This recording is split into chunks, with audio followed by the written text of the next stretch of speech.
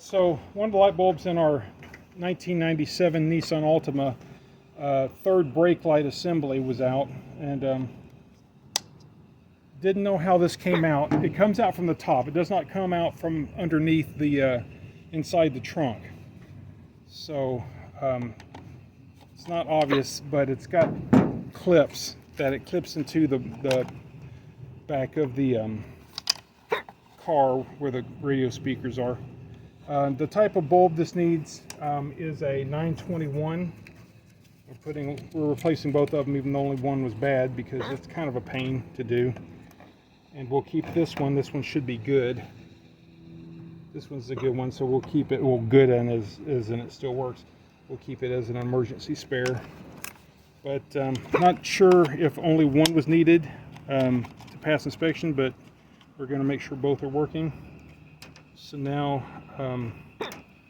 this has a electrical connector, and the wire's kind of short.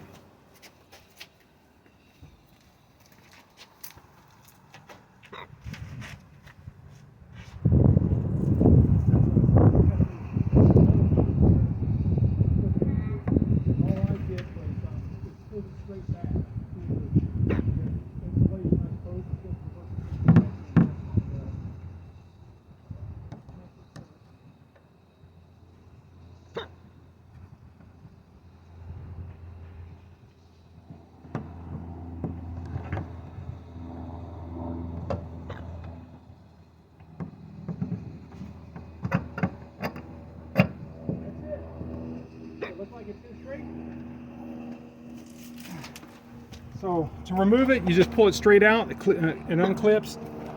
You'll need to use something like this to release the connector so that you can get to it. And then I had to use pliers to loosen them, and it's lefty-loosey to open the lights, to pull it, and it's just bayonet type lights. And then, as you saw, to put it back in, just push straight in.